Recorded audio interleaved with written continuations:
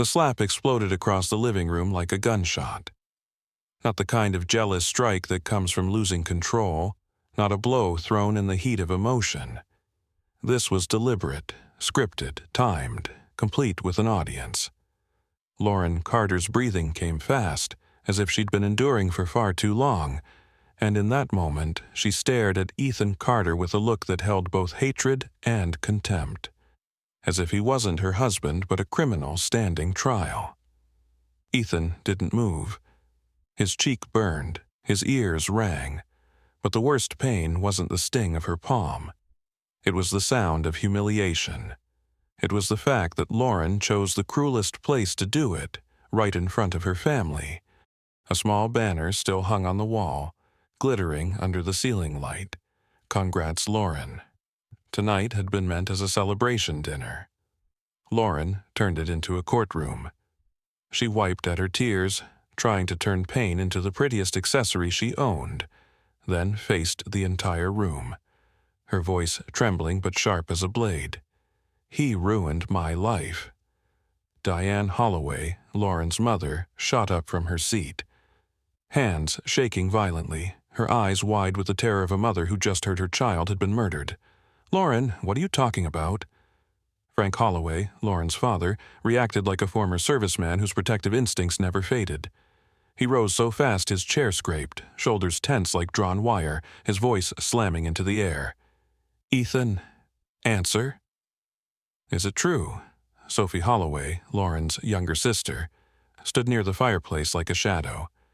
Her eyes darted from Ethan to Lauren, then locked onto the red mark on Ethan's cheek. Sophie said nothing, but her stare was needle-sharp. She sensed something was wrong. That slap didn't taste like pain, it tasted like performance. Ethan looked around the room. He saw eyes already prepared to convict, lips pressed tight, silent nods of agreement. People liked simple stories. A powerful wife betrayed, a normal husband who deserved punishment. Only Ethan knew it wasn't simple. He inhaled slowly. If he reacted emotionally, Lauren would win. If he shouted, he'd be the aggressive one. If he cursed back, he'd be the unstable one. If he hit her, he'd be a monster.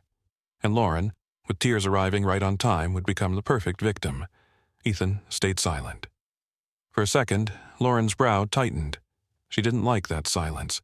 It threw off her control of the scene, but she recovered instantly, like an actress who knew exactly how to raise the climax. Lauren stepped closer, her voice lowering into something quieter but poisonous. "You're not going to say anything, Ethan." There was provocation in that tone, a trap in her eyes. Ethan understood, and he decided he wouldn't fall into it. Lauren wasn't born a CEO. She'd once been talented, beautiful, ambitious, and she climbed through real effort. But once she reached power, she began to love something dangerous, the image. She loved the way people looked at her, the compliments, the spotlight. And she feared one thing more than failure. She feared being looked down on. Ethan never looked down on Lauren. He simply didn't worship her. He didn't kneel to fame, didn't tip his hat to titles, didn't make her feel great. He worked an office job, lived simply, the kind of man who spoke little but stood firm. No showing off, no flash. He loved Lauren by quietly standing behind her. For years, Ethan was the background. Lauren was the light, and Lauren began to believe the light existed because of her alone, that she didn't need the background. Today's dinner celebrated Lauren being praised by the local paper. The living room had flowers, wine, roasted chicken, and mashed potatoes, the polite laughter of a middle-class American family. But beneath the surface, Lauren carried a different hunger.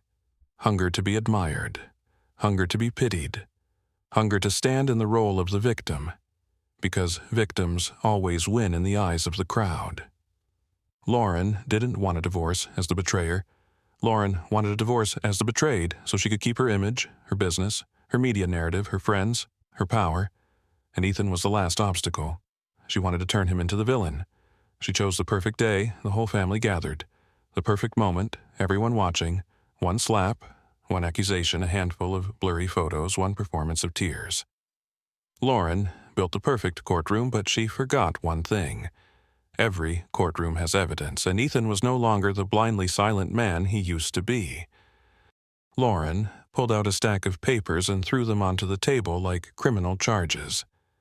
The photos were blurry, shot from far away, poorly lit, just clear enough for someone to assume the figure was Ethan. Lauren created a truth that no one could challenge on the spot. Diane picked up the pictures, her face turning pale. Frank looked at the photos, then at Ethan, as if torn between faith in his daughter and the honor of a man. Sophie examined them more carefully. She saw cut edges, uneven brightness, signs of editing. But she didn't speak yet because she knew if she pushed back now, Lauren would twist the scene and paint Sophie as the traitor to the family. Lauren leaned in close to Ethan and lowered her voice. There was no love in the whisper, only cold cruelty. Go ahead, get angry, do something, slap me. Ethan heard the trap clearly. Lauren wanted him to lose control. All he had to do was raise his hand. All he had to do was raise his voice. All he had to do was strike back.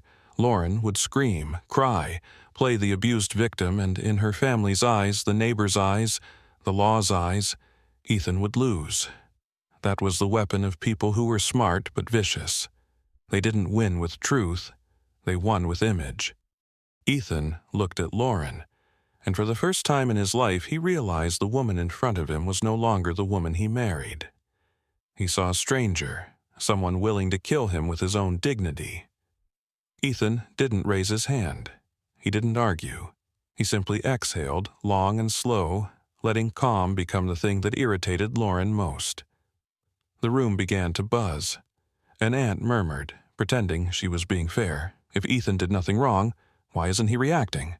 An uncle gave a cold laugh. That's men. When they get exposed, they go silent. Diane stared at Ethan, her voice a mix of anger and fear. Ethan, you have to say something. Frank stepped forward, voice hard. Speak. And Ethan knew it was time. If he stayed silent, the story would be finished without him. Silence was wrong when truth was being twisted. Ethan lifted his head. His eyes weren't hot, weren't cold, just deep, unbelievably deep. He asked a single question that made the air stutter. Do you want the truth, or do you want to watch a performance? The question made Lauren freeze for a beat because it exposed her. She had staged the whole act, and Ethan called it exactly what it was. But Lauren regained her confidence quickly, smirking like someone holding a knife. The truth. I want the truth. Ethan nodded slowly. He didn't want to debate Lauren anymore. Debating someone who had written the script was pointless. They would twist words, emotions, everything. Ethan understood the only way to win was to let evidence speak. He looked at Frank, polite but firm. Dad, does the home security camera system still keep footage? Frank nodded, not yet understanding. Of course. Lauren stood as if a needle had pierced her heart. Her confidence trembled, just for a fraction of a second, but Sophie noticed. She always noticed tiny things like that. Ethan continued, Then, we don't need to fight tonight. We can review the camera. Diane blinked in confusion. What does the camera have to do with this? Ethan turned to her, his voice casual as if discussing the weather. It matters. If Lauren says I cheated, real evidence has to exist somewhere. If it doesn't exist, then it's fabricated. Lauren stepped forward, voice rising. You're trying to distract everyone. Ethan didn't look at her anymore. He looked at Frank. Let me use the living room screen. I just need last night's footage. Frank hesitated, but something inside him pushed forward. If his daughter was right, the video would prove it. If she was wrong, he needed to know, no matter how much it hurt. Frank nodded. All right. Lauren stiffened. In that moment, she wanted to shut everything down, change the story, switch into tears, scream that Ethan was manipulating everyone, but she'd gone too far. She had slapped him. She had accused him. She had dragged the entire family into her courtroom. Now she couldn't retreat. The only thing left was to charge forward and hope Ethan was bluffing. Lauren lifted her chin. Fine, let's watch. but her hands clenched until her knuckles turned white. The doorbell rang. Ding-dong. A man entered holding a laptop and connection equipment. It was Ray, the neighborhood camera technician Frank always called when the system malfunctioned. Ray looked at the crowded room, hesitating slightly. "I was called to extract footage," Frank nodded, voice dry. "Yes, bring it in." Ray placed the laptop on the table. Lauren stared at it like it was a gun aimed straight at her. Diane still didn't understand, still standing in protective outrage for her daughter. "Lauren, stay calm. If Ethan is wrong, I won't let it go." Lauren nodded quickly, acting. "I'm calm. I just want the truth." Ethan stood by the window, the light reflecting across half his face. He wasn't gloating, not angry. He only felt heavy, as if walking toward the death of something that had once been beautiful. Ray opened the software. The screen displayed clips from the day. Frank said, "Pick last night." Ray dragged the timeline and stopped at 11:48 p.m. Lauren stepped closer, trying to seem normal, but her voice cracked slightly. "Maybe that isn't." Ethan cut her off softly without even looking at her. "Play it." Ray pressed play. The screen showed the garage. The garage door opened. A familiar car drove in, Lauren's car. Lauren stepped out first. Her dress slightly wrinkled, her hair slightly messy, her steps unsteady as if she'd been drinking. Diane gasped, her face twisting with panic. "Lauren, where were you at that hour?" But what made everyone freeze wasn't Lauren. A man stepped out after her. Tall, athletic, dark jacket, his face partially hidden by shadow, but his movements were unmistakable. His hand settled on Lauren's waist. Lauren didn't push him away. She turned back, lifted her face, and kissed him. The room detonated into silence. Frank stood rigid, as if someone had slapped him back. "No." Sophie covered her mouth as tears spilled out, not only from shock but because she knew this would kill the entire family. Diane staggered like her legs had been stolen. "Oh God, no!" Lauren lunged forward and grabbed for the laptop, but it was too late. The footage kept rolling. Lauren pulled the man inside with a tenderness that couldn't be denied. And just before the door shut, the camera caught one sentence, a sentence that made Ethan feel himself die inside. Lauren said, her voice contemptuous, like she was talking about a harmless animal, "Don't worry, my husband is weak. He won't dare do anything." Then the screen went black, like a coffin lid closing. For several seconds, no one spoke. The silence wasn't restraint. It was collapse. Frank looked at Lauren like she was a stranger. Diane looked at Lauren like she no longer recognized her child. Sophie looked at Ethan with deep pity. Lauren breathed hard, tears falling, but this time the tears weren't pretty. They were frantic, ugly, reeking of defeat. Lauren tried to speak, tried to grab onto one last thread. "It's not what you think." But it sounded like a joke. Frank stepped forward, voice low and shaking. A man who had spent his life proud of his family, now watching it ripped apart in front of him. "Who is he?" Lauren trembled. "Dad." Frank stepped closer, his breathing like a growl. "Who is he?" Lauren choked, then broke apart. "Miles." Diane collapsed into a chair, eyes empty. "Lauren, what did you do?" Lauren turned to Ethan like an animal trapped against a wall. Desperation flashed in her eyes, but so did anger because she still wanted someone else to blame. "You don't understand." Ethan looked at her. He wasn't angry in a hot way anymore, wasn't in pain that wanted to scream. His pain had turned cold.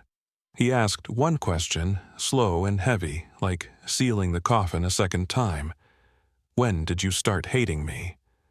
Lauren froze. She had prepared 1,000 lines, excuses, tars, but she hadn't prepared for that question because it wasn't an accusation. It was exposure. Lauren burst into sobs, voice cracking. "I don't hate you." She inhaled sharply, confessing the ugliest thing inside her. "I hate the feeling of being small next to you." Ethan frowned. Lauren stared straight ahead as if tearing herself open. "You never needed anyone's approval. You never needed the spotlight. But I do. I live off other people's eyes." Her voice shattered further. "You never looked at me like I was great." Ethan exhaled, his heart squeezing tight. "So, you betrayed me because I didn't worship you." Lauren shook her head, tears flying. "No," she sobbed. "I betrayed you because I believed you would never leave me." The words stabbed Ethan like a second blade. Not only betrayal, but betrayal because she believed the other person had no right to walk away. Frank turned to Ethan, eyes red. An old man who wasn't used to apologizing now had to swallow his pride to do what was right. "Son, I'm sorry." Ethan nodded slightly. There was no victory in him, only exhaustion. "I know." Ethan turned back to Lauren and looked at her like someone who had died inside him. He stepped forward half a step, voice low and cold. "You slapped me to make me the villain. You wanted everyone to hate me. You wanted a divorce while still being pitied." Lauren screamed like a cornered animal. "What more do you want?" Ethan didn't raise his voice. That calm was what made him terrifying. Truth didn't need to scream. It only needed light. Lauren shook her head wildly. "You have faults too. You're cold. You never praise me. You never make me feel special." Ethan closed his eyes for a second. He understood this was the moment many men made the wrong move, rushing to apologize, taking blame just to save what was already dying. But Ethan didn't want to save something that had been murdered on purpose. He opened his eyes, voice slow, clear, painful like metal cutting skin.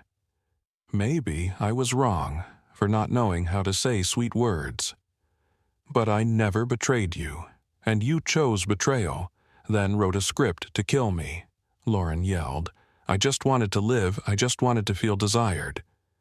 That was when Sophie finally spoke, her voice small but piercing straight through. "You didn't want to live. You wanted to win." Lauren spun around. "Sophie?" Sophie stepped forward, tears streaming.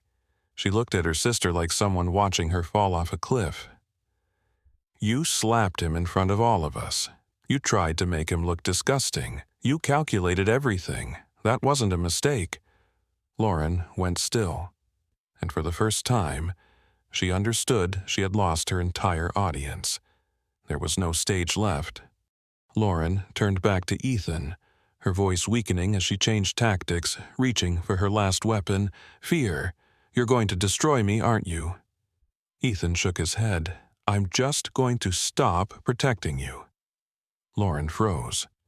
Ethan stepped back to the table and picked up an envelope he had already prepared, stamped with a bank logo. No one understood. Diane stared at Ethan like he was a terrifying secret. "Ethan, what is that?" Ethan looked at Diane without hatred, only sadness. "I stayed silent for years. I thought silence was love, but silence only helps people forget who you are."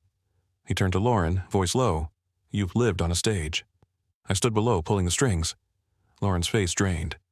"What are you talking about?" Ethan continued slowly, clearly. "The clinic debt, the loan for the new branch, the lease contracts, how many times you almost collapsed. You never wondered why there was always a rescue at the last second." Lauren trembled. "No."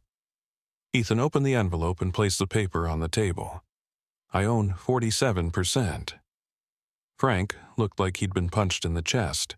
Diane grabbed her head. Sophie's mouth opened, but no sound came out. Lauren stumbled backward, her face white as paper, staring at Ethan like he was someone she'd never met. The man she called weak was simply a man who had chosen silence, and now that he stopped being silent, her entire world crumbled. Ethan put on his coat. Frank tried to block him, voice hoarse. "Ethan!" "What do you want?" Ethan looked at Frank, voice slow and heavy. "I want one thing." Frank swallowed hard. "What?" Ethan answered, slow and aching. "I want my honor back." Ethan turned to Lauren, eyes distant and unfamiliar as if this woman had never been in his arms. His voice stayed low and cold. "You wanted power, so you chose betrayal. Now you can keep everything you want, just not me." Ethan walked out. the door shut. Lauren collapsed onto the floor, but the cruelest part wasn't Ethan leaving. It was that in that room, no one rushed to hold her, no one dared protect her anymore, because the truth had stripped away all makeup and masks. Reputation couldn't cover betrayal. Tears couldn't wash away guilt. And silence never meant weakness. It only meant a man hadn't wanted to use his power yet, until today. If you were Ethan, would you forgive her, or would you walk away the moment the video played? Comment your choice below. I read every comment.